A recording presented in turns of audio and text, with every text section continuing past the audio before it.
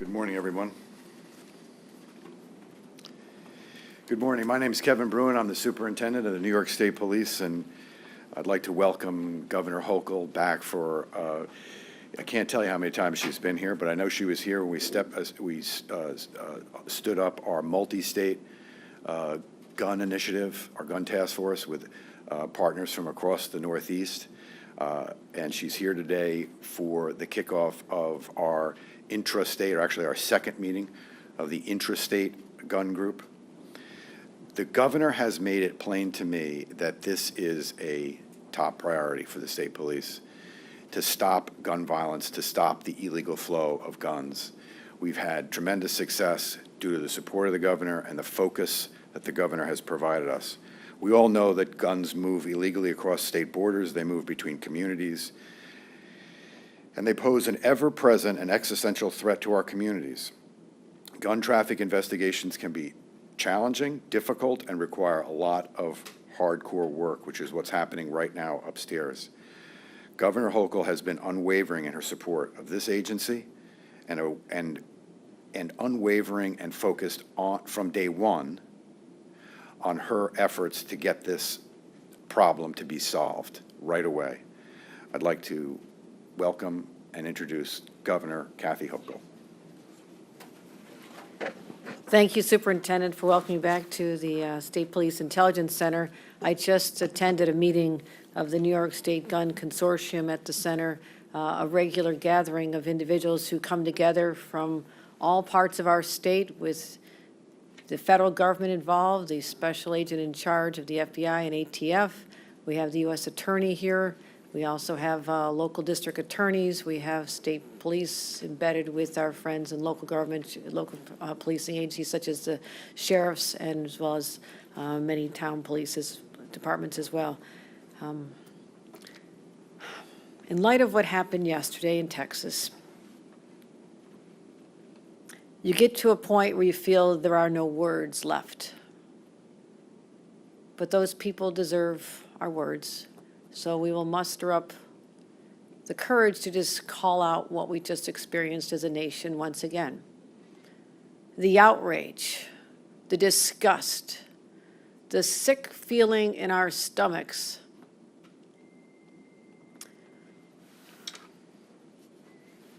As Americans, as New Yorkers, and as parents.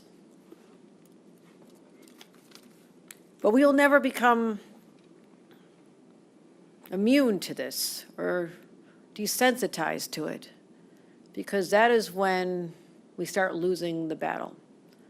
We must harness that outrage and that anger and that disgust that there could be someone with such wanton evil in their heart that they would acquire an AR-15, go to a schoolyard after shooting their own grandmother, and opening up on innocent children and teachers. Doesn't happen in other countries. Rarely. It happens in a nation that seems to revere the rights of gun owners and the ability to possess guns over the right of children to stay alive or to go to a school without fear of having to duck or run. That also has a long-term effect on the psyche of the children, not just to experience that, but our children all across this nation, whose parents hugged them a little bit tighter this morning as they packed them off to school with the hope that they will see them at the end of the day. The children of today have been through so much. They don't deserve that. They're innocent. They look to adults to be responsible. They look to us to protect them. And they have the right to be protected by the adults who govern this country. Whether it's in Congress, whether there has been too long an abdication of responsibility, and if we couldn't get background checks after Sandy Hook, the slaughter of first graders, simply saying, can people have one more requirement before they can walk in and purchase a gun, that we finally find out of what they're talking about on social media, what their neighbors have observed, what record they may have. We can't even afford that background before someone can acquire this weapons. Because we're doing what we can here in the state of New York. We have laws that we're proud of, and although I'll be talking about ways we want to enhance them. But as long as the illegal guns are out there somewhere, they find their ways to the streets of New York as well. That is why we stood up not just this Interstate Task Force, where we share information within our boundaries, which is why I said, no, these guns are coming from other states. Let's get them at the table. And so we have had a number of successes. We have more work to do, and I'll talk about some of our successes. But just this morning, as we're all reeling with the pain, I'm asking myself as governor,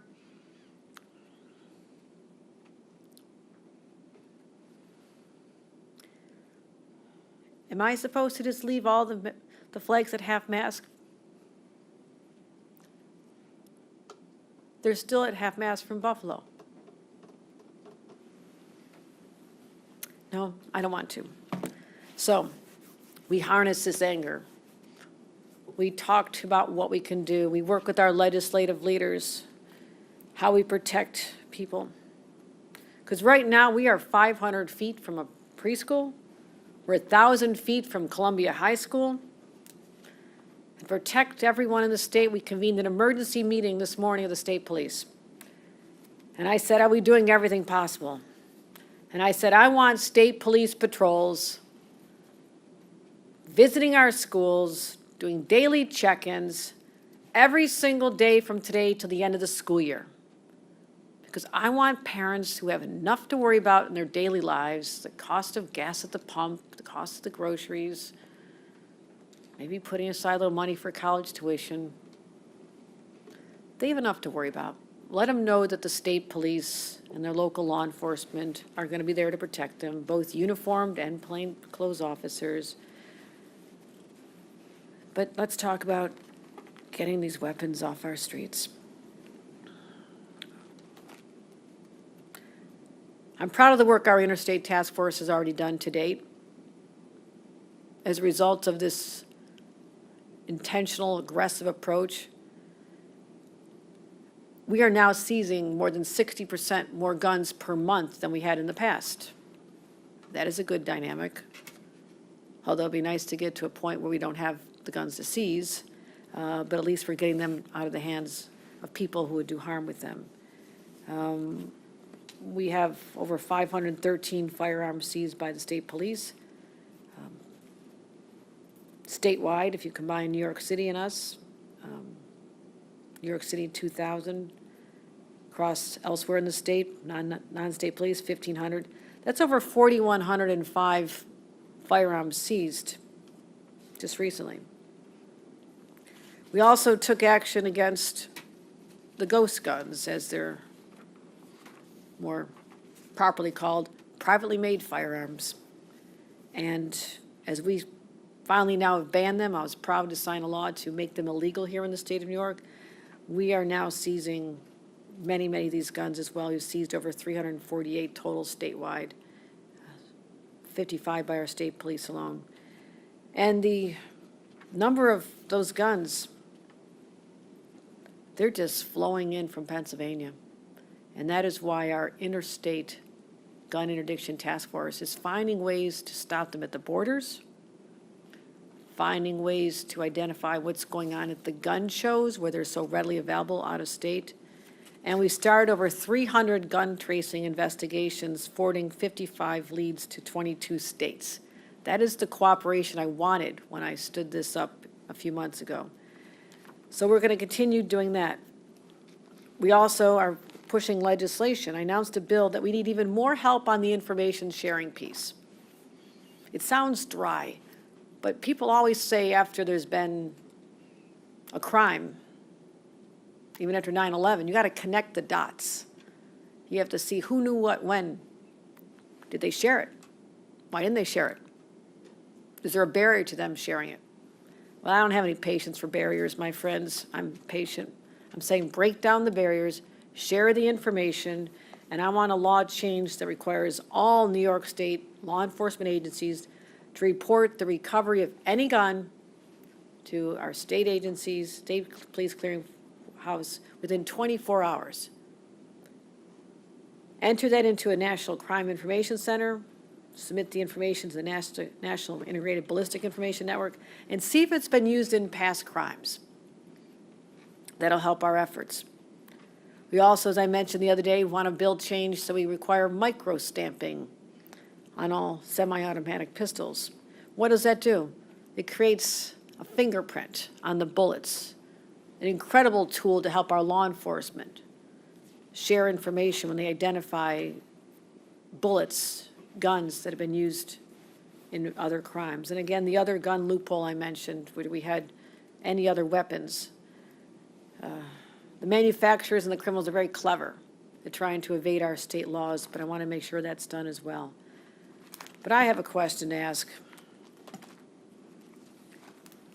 How does an 18-year-old purchase an AR-15 in the state of New York, state of Texas? That person's not old enough to buy a legal drink.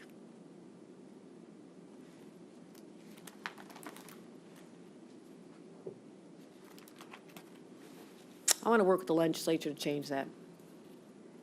I want it to be 21. I think that's just common sense, because as we've just seen from the two horrific crimes that we can't get out of our minds, what happened in Buffalo, what happened in a school, children in Texas, the common denominator, there are three. The weapon was an AR-15. The perpetrator was a male, and the age of the perpetrator was 18.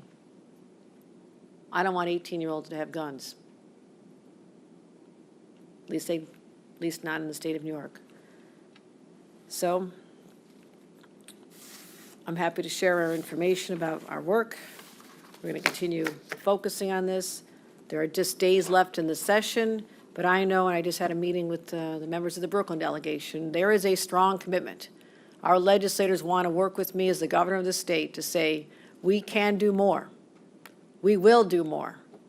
And I will not sleep at night until I know that everything has been done humanly possible to protect New Yorkers and to help them heal from what we witnessed in our own state, the slaughter of innocent neighbors, going to a grocery store, buying a birthday cake.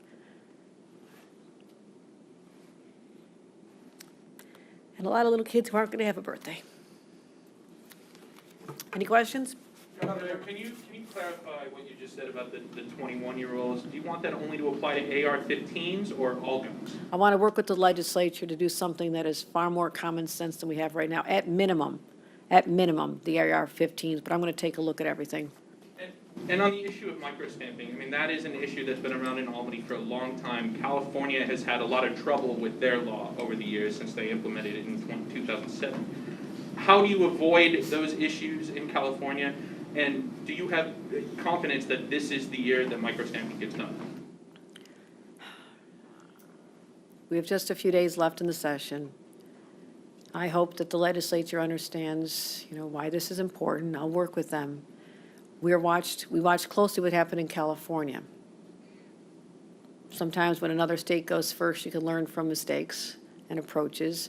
And the industry has been very resistant in California, but the industry needs to wake up and say, we'll be partners in this. Because I would think that given the liability involved, that they want to do everything they can to make sure that their products are not used in the commission of any crime, and certainly not in the commission of a mass slaughter of innocent children. So in my judgment, it's in the interest of the manufacturers to make sure that what they create has this capability to allow law enforcement to do their job so their product is not used in the commission of a crime. So we need to just change the mentality around this. This is not punitive. This is just a simple way to say, this was used illegally, the bullet is discharged at that second, it gets this identifying mark on it, and that is going to be used to help identify whether or not this weapon has been used in the commission of other crimes. So no, we know the California model, well familiar with it, and we're going to do a lot of education and make sure that people know that this is common sense. But I'll be very honest with you. Doing this alone in the state of New York is not going to solve the problem as long as the guns, the bullets, and the high-capacity magazines, as we saw happen in Buffalo, come in from another state. So this is where, if the federal government won't do what they need to do, then I'm calling on other state governments, Democrat and Republican leaders, because the shooters aren't picking their states based on the politics of that state. They're obtaining these guns, and they're using them on fellow American citizens. We have to do everything we can to stop that. Thank you.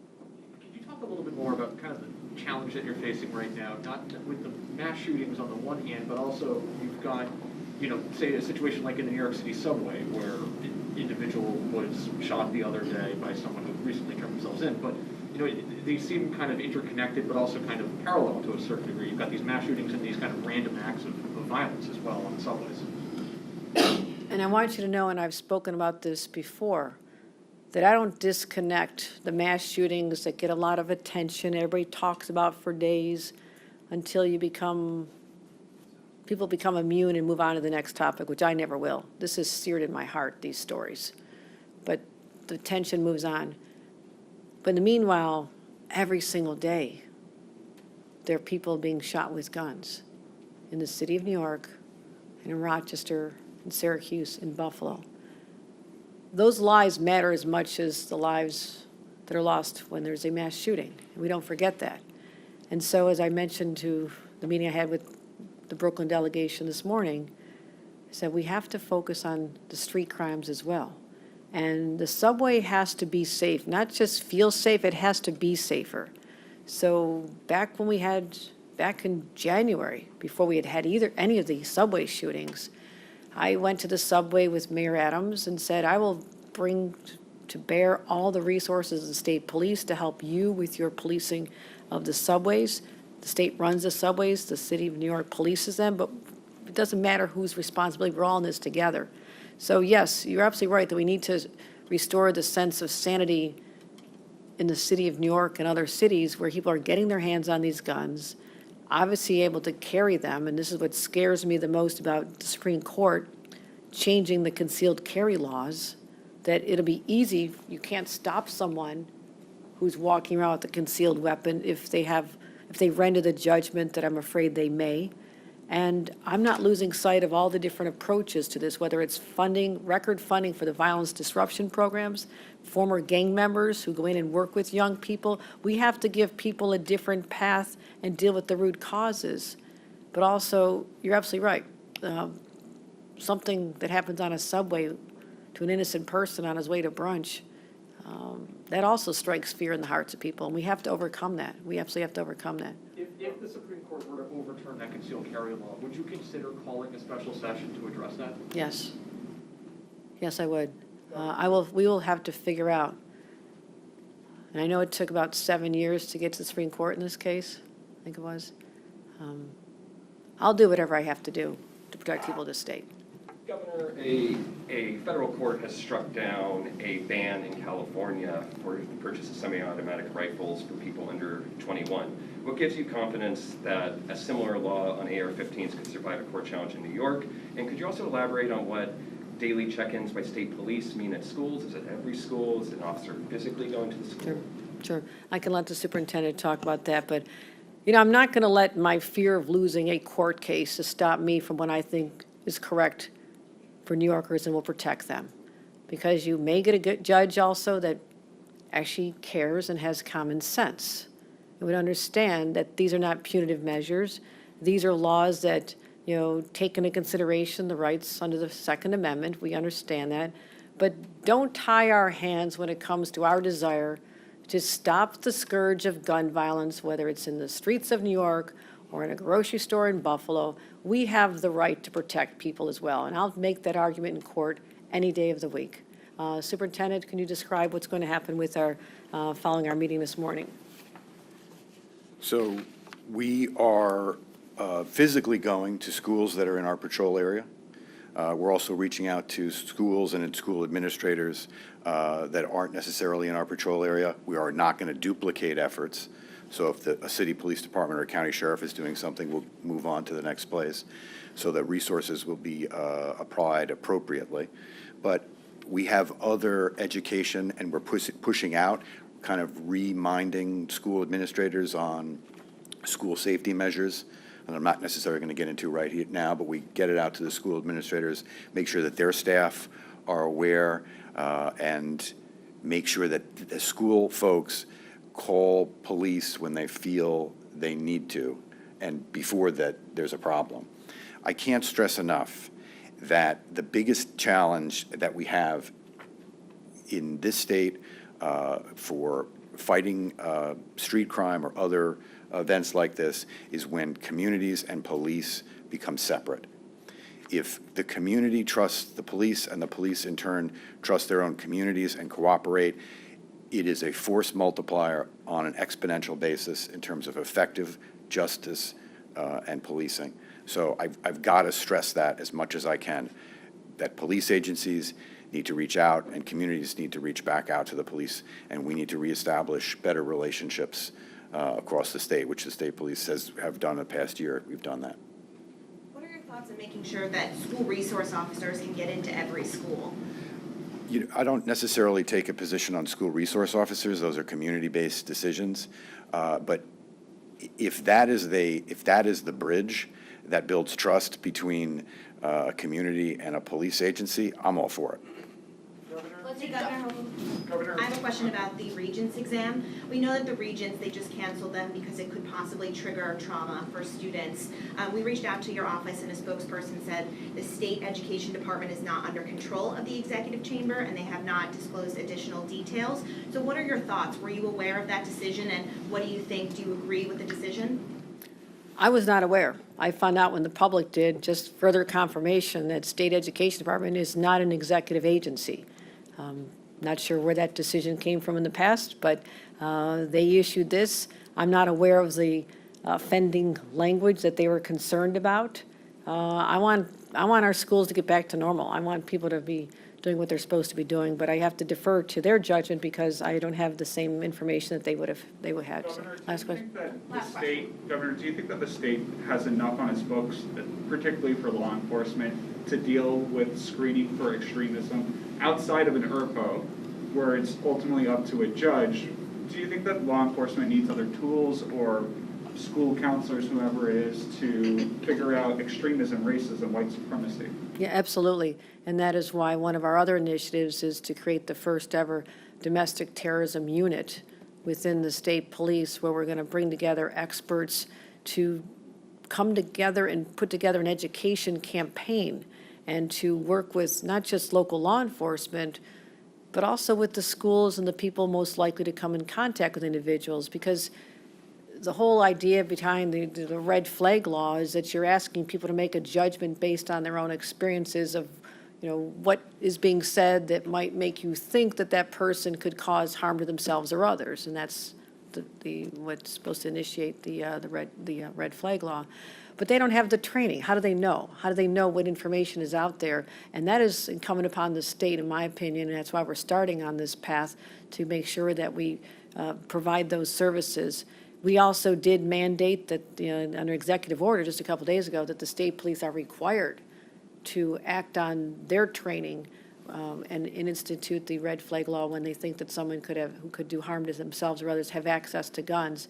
And that's exactly, we had a case, literally I think it was the day after the Buffalo shooting, or close in time and proximity, Grand Island, where one of our police officers stopped an individual and he was concerned about this person's access to guns and found out the person had a stash of guns. So it worked there, but I have control of the state police. Our legislation that we put forth also would require other policing agencies to be just as affirmative in their approach to this instead of passive. But we do have to get that training out there and share more information. And we've not had the resources deployed in the past that I've put in the budget. Even before all this, we have more money in our budget to have that social media surveillance. And also my question always is what does the FBI know and see, and are they sharing that with us? This is where the silos, I have no patience for the silos that exist in law enforcement. We don't want that to happen. We want to be able to share everything we have, which is why part of our legislation is to tell localities within 24 hours, you have to tell us about a gun you confiscate. So that wasn't the case before. They weren't required to tell us about a gun that we might be looking for from another crime. So I'm peeling back all the layers, all the barriers, and saying, we're going to be able to stand here and tell every New Yorker, there's nothing more we can do to protect you. We've done everything we can. And I don't feel that right now. I want to make sure we get there with new legislation, continue to work with our partners, and we'll get to that point because New Yorkers deserve that. Thank you, everybody. Are you committed to having a special election to replace Tom Reed on August 23rd? Tom Reed has a little work to do. He says he submitted his resignation and posted it on Twitter. We have been trying tirelessly to reach him, to no avail. And I ask about this every day, to say, I want you to be able to resign properly. A letter to the governor does not constitute proper resignation. You have to send the letter to the Secretary of State. Now, that may seem like a technicality, but those are the kind of technicalities that a judge would look at and say, you didn't follow it, therefore this is invalid. I don't want that to happen. I don't want us to put something in motion, then say, because everybody's going to challenge that that's an illegal election. So asking him to do it properly, get it done, and at this point, given the time that has passed, it would make sense to align that with the election that's going on the 23rd of August. It makes sense because I don't think people of that district need to have a June, August, and some other date election. I mean, that's a lot to ask. So we'll line them up now, but we have been trying tirelessly, and actually the Republican Party has been trying to reach him to get this accomplished legally so it'll stand up in court. Thank you, everybody. Appreciate you coming out. Thank you.